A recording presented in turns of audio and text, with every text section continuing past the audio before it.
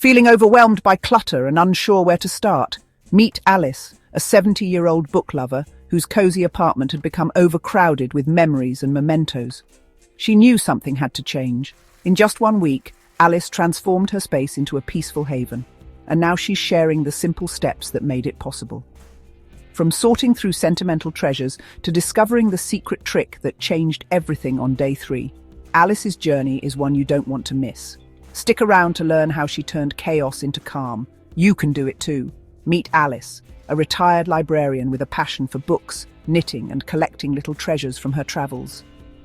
Over the years, her cozy apartment, once filled with the comforting smell of old pages and soft yarn, had slowly become a maze of clutter.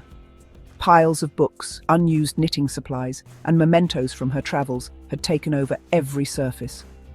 What was once a haven for Alice had become a chaotic space that felt more like a storage unit than a home. Alice's breaking point came when she realized that the mess was not only overwhelming her space, it was starting to overwhelm her mind. She couldn't find the joy in her hobbies anymore. The knitting projects piled up, half finished, and the thought of sitting down with a good book seemed impossible with so much around her. It wasn't just about tidying up, it was about reclaiming her peace of mind. She made a decision. It was time for a change. Alice knew that she needed to create a calm, clutter-free environment where she could relax, read, and indulge in her love for knitting without distractions. She was determined to not only transform her apartment, but also restore the sense of serenity that had once filled her life. Does this sound familiar? Maybe you've been putting off decluttering for years or feel like your space is holding you back. Alice's story is a reminder that no matter how big the mess feels, change is possible. If you've ever felt like Alice, struggling to enjoy the things you love because of the clutter, then stick around, because the steps she took to regain control of her space can work for you too.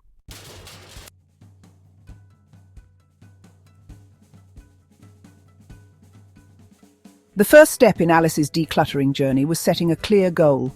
She knew that simply jumping into the task without a plan would quickly become overwhelming. So, she took a moment to sit down and think about what she really wanted, to create a peaceful, organized space where she could relax, enjoy her hobbies, and feel free from the weight of unnecessary clutter. Alice made a simple yet powerful decision. She would declutter one area each day for a week. This would allow her to break the process down into manageable chunks, making it feel less daunting. To keep herself motivated, she even gave her plan a name, Simplify My Life Project. Writing this goal down gave her a clear direction and a sense of purpose, setting the tone for her entire week. Every time she felt a little unsure or tired, she would look at that piece of paper and remind herself why she started. Do you ever feel like you're stuck in your clutter, unsure of where to begin? It's easy to feel lost when your space is filled with so much stuff. But Alice's approach can work for you too. Instead of trying to tackle everything at once, start small. Focus on one area. Maybe it's your kitchen counter, your closet, or that one drawer you keep stuffing things into. Write down your goal and tell yourself, I'm going to start here, and take it one step at a time. This small act of planning can give you the mental clarity to get started. Alice didn't just dive into decluttering right away. She knew that to make this process more enjoyable, she needed to bring some positivity into it. She put on her favorite jazz playlist, something upbeat but relaxing, that helped her get into the right mindset. As the smooth music filled the room, Alice felt inspired. It made the task of sorting through her belongings feel less like a chore and more like an enjoyable activity. And let's be honest, when was the last time you had fun while decluttering? It can feel like a daunting task, but Alice showed that it doesn't have to be. By setting the right tone, whether it's through music, a good podcast, or even a cup of your favorite tea, you can make the process feel more relaxed and enjoyable. What about you? Have you ever found yourself putting off decluttering because it feels overwhelming? If you haven't yet set a plan, now is the time to do it. Choose one area to start with, give it a name that motivates you, and add something enjoyable to the mix. You'll be surprised how quickly it can change your perspective. Take it from Alice. Creating a plan is key, and as she learned, once you have a clear goal in place, it's much easier to stay on track. That sense of accomplishment, no matter how small, will drive you to keep going. If you're ready to start your decluttering journey, let me know in the comments which area you're going to tackle first.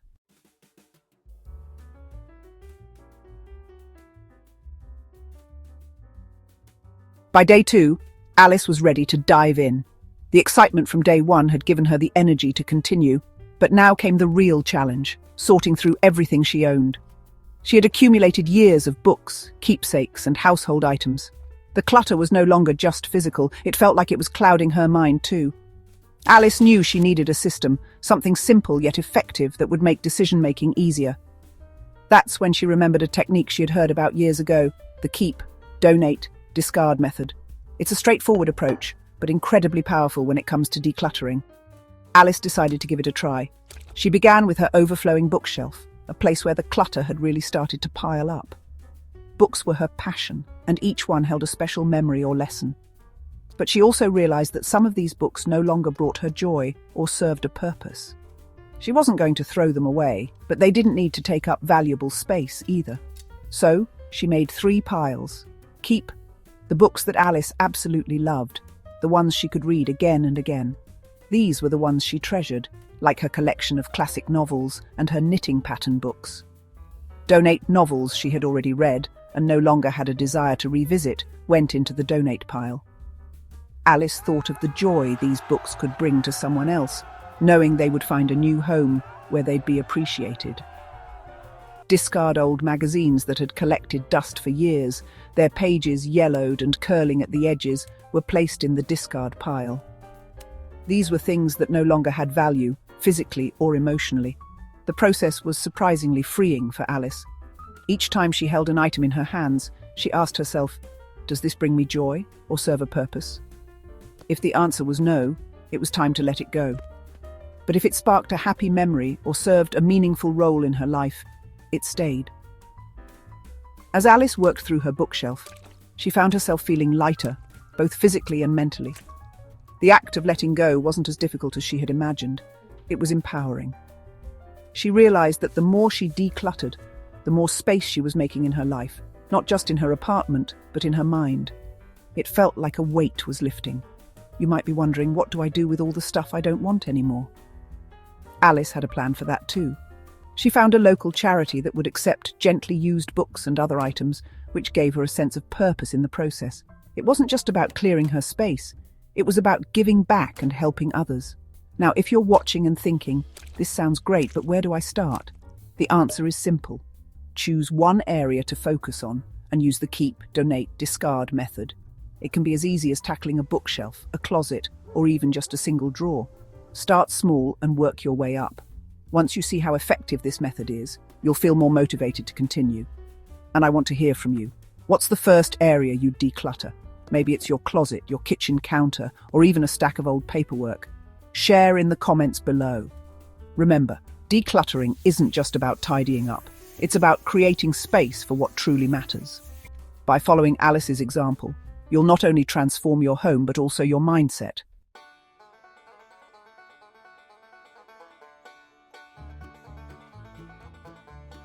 On day 3, Alice tackled the kitchen, one of the trickiest areas for many people.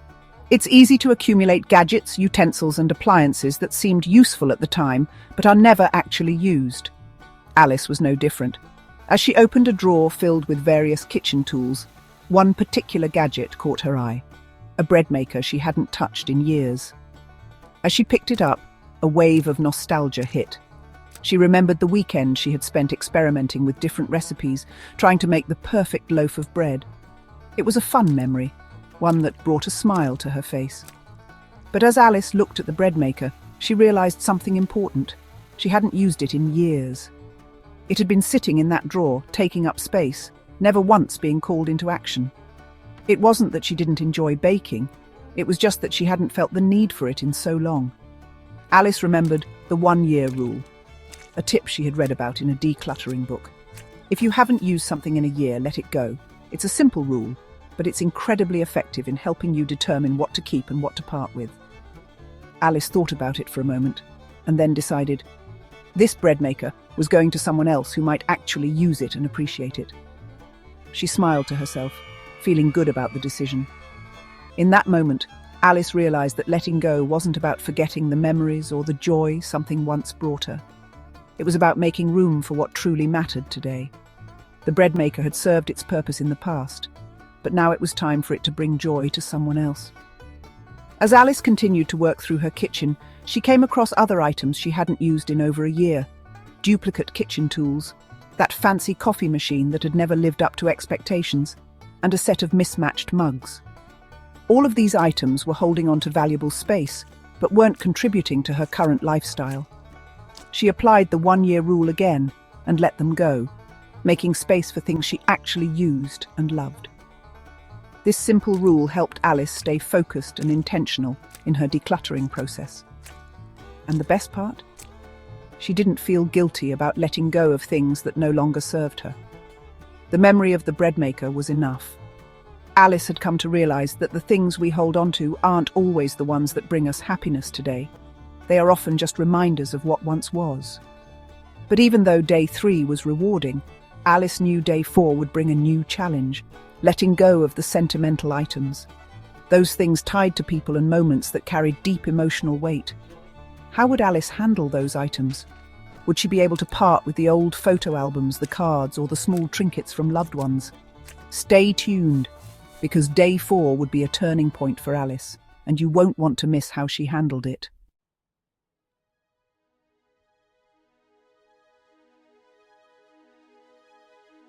Day 4 was a big one for Alice.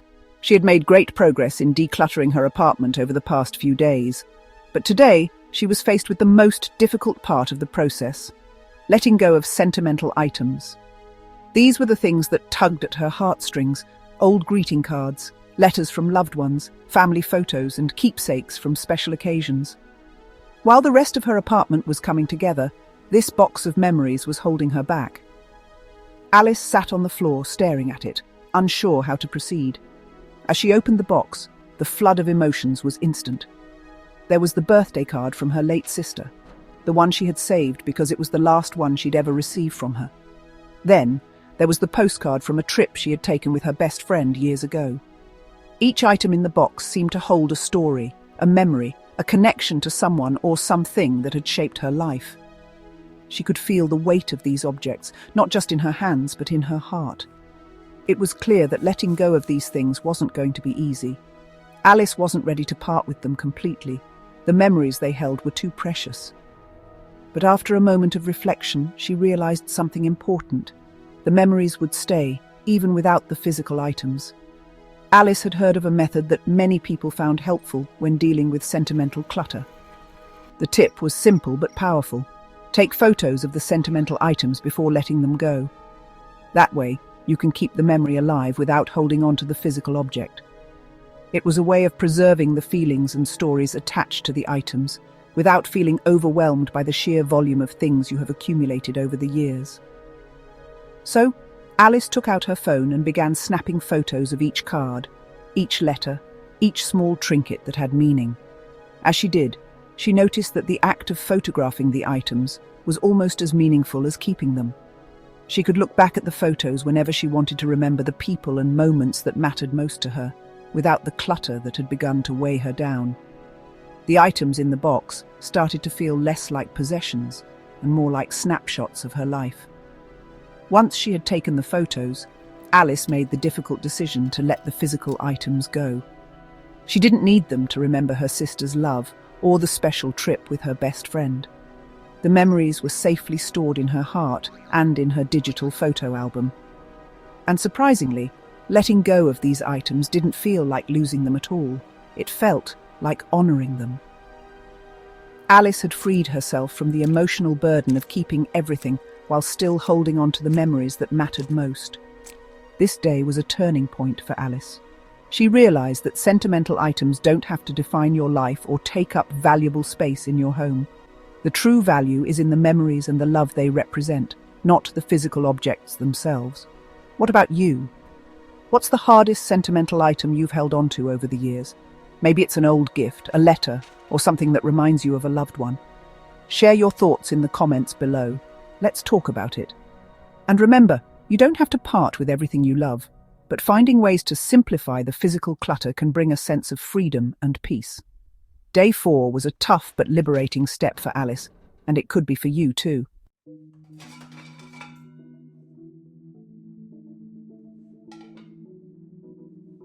By day 5, Alice had already tackled most of the obvious clutter in her apartment.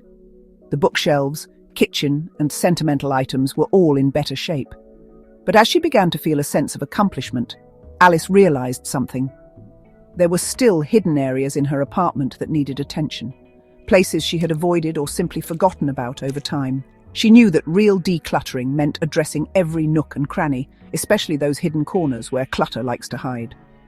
Alice started by looking under her bed. She hadn't really thought about it in years, assuming it was just a space for storing a few extra boxes. But when she knelt down to peer underneath, she was shocked by what she found. There were 3 boxes stacked under there, each one filled with random items. Old clothes she never wore, extra kitchen utensils and, surprisingly, a broken lamp.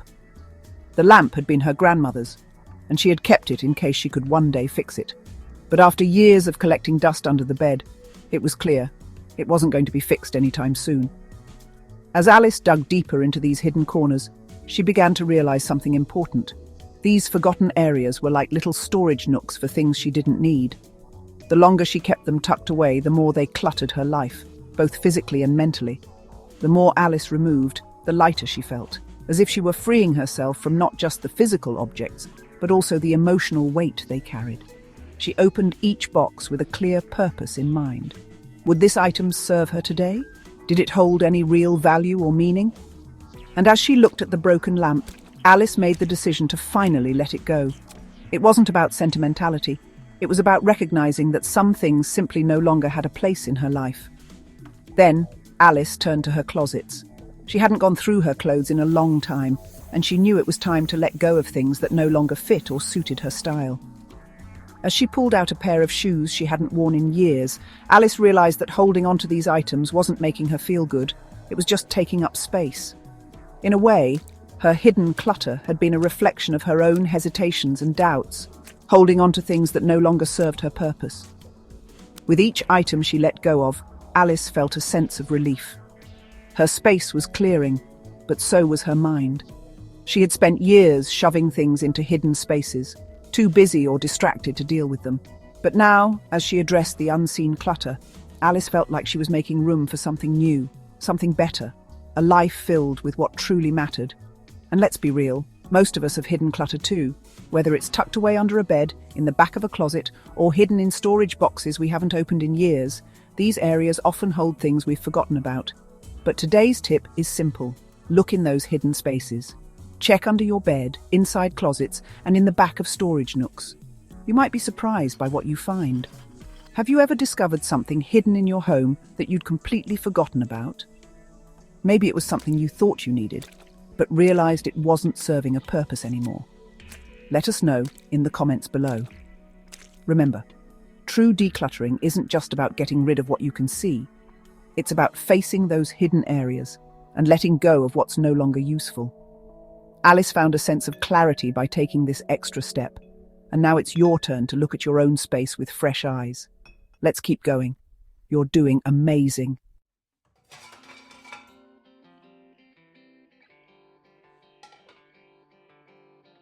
By day 6, Alice had made incredible progress. The clutter that had once overwhelmed her apartment was gradually transforming into a more open, organized space. But now, she faced the next challenge: organization. It wasn't enough to just clear out the clutter. She needed a system to keep things tidy and optimized for her lifestyle. Alice knew she had to keep her knitting supplies accessible and organized, but the corner of her apartment where she stored them had become a messy collection of yarns, needles, patterns, and scattered tools. It was one of those spaces that had grown chaotic over time. Every time she wanted to start a new knitting project, she had to dig through piles of materials, losing time and focus. This corner should be a peaceful and inspiring space, so Alice decided it was time to take action. Her first step was to gather some simple organizing tools, a few clear plastic bins, some dividers, and a label maker. Alice knew that while expensive, elaborate storage solutions were tempting, sometimes the simplest tools were the most effective. She started by sorting through all her knitting supplies, deciding which items were her essentials and which ones she could donate or discard. She separated her yarns by color and type, and organized her needles and tools into smaller sections. As she worked, Alice noticed that the more organized her supplies became, the more her mind felt organized too. Using the bins and labels, Alice created a neat and easy-to-use system. One bin held her knitting needles, organized by size, while another bin stored her yarns by color. She even labeled each bin with a clear description, so she wouldn't have to waste time searching for what she needed. To her surprise, this small change made a huge difference. The once cluttered corner was now transformed into a tidy, functional space that inspired her to start new projects with enthusiasm. The beauty of this organization wasn't just in the neatness, it was in the newfound efficiency.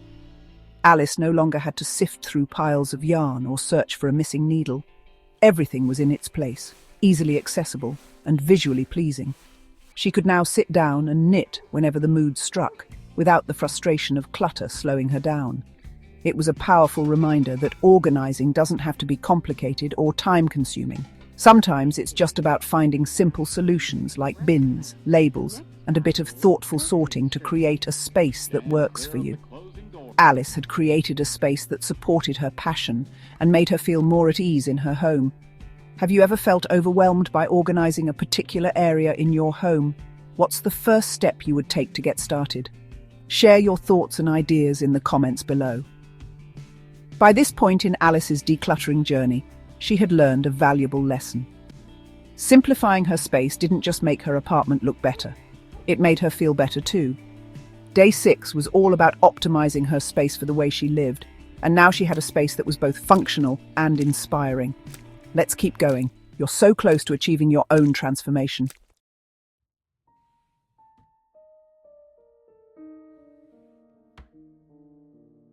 By day 7, Alice had accomplished what she once thought was impossible. She had decluttered her entire apartment in just 1 week. The process hadn't been easy, and there were moments of doubt along the way, but as she stood in the middle of her freshly organized space, she couldn't help but feel an overwhelming sense of pride and accomplishment. The apartment that once felt cramped and chaotic now felt like a peaceful, welcoming sanctuary.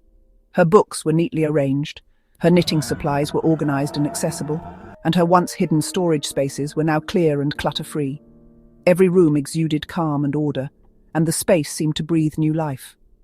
But more importantly, Alice felt different. The weight of clutter had been replaced with a sense of lightness, a clarity that had been missing for far too long. Standing by the window, looking out at the familiar view, Alice took a deep breath and let the moment sink in. It wasn't just about the neatness of the space. It was about how her mind and heart felt lighter too. The constant visual reminder of disorganization had been lifted, and in its place, there was a calm that allowed her to fully enjoy her hobbies, her home, and her life. Alice took a few moments to sit in her favorite armchair, the one she had almost forgotten about because of the piles of clutter that had once surrounded it. She had made this space her own, a space that reflected her values, her passions, and the peace she longed for. For the first time in years, Alice felt truly at home. As she sipped her tea, Alice reflected on her journey. The small but powerful steps she had taken each day had led her to this beautiful moment of transformation. The emotional weight of the clutter had lifted, and the space was now a true reflection of who she was and how she wanted to live. She had set a goal, taken action, and achieved something incredible. This wasn't just about cleaning, it was about creating a space where she could thrive, a space that supported her passions and brought her joy. The process wasn't perfect, and there were still small areas she could tweak, but Alice had learned an important lesson. Decluttering wasn't just about getting rid of things. It was about making room for the life you truly want to live. Her apartment now felt like a cozy sanctuary, and more than that, it felt like a place where she could truly relax, create, and be at peace. Have you ever taken the time to reflect on your own progress after a big project? How did it feel to see the transformation? Let us know in the comments below. Your journey might inspire someone else to take the first step. Now that Alice had completed her decluttering project, she was excited to live in a space that supported her well-being and allowed her to fully enjoy her favorite activities. It was a beautiful reminder that sometimes the first step to feeling more at peace with ourselves and our lives is simply to create a space that reflects the life we want to live. Celebrate your progress and enjoy the fruits of your labor, because you've earned it. If Alice can do it at 70, so can you. It's never too late to take control of your space and make it work for you. Whether you're 30, 50 or 70, decluttering is a process that anyone can start, and when you break it down into manageable steps, it becomes an achievable, even rewarding journey. You deserve a space that supports your well-being and makes you feel at home. If you found Alice's story inspiring, don't forget to like this video and share it with someone who could use a little motivation to declutter their space. Let us know in the comments, what's one area of your home you're going to tackle first? We'd love to hear from you.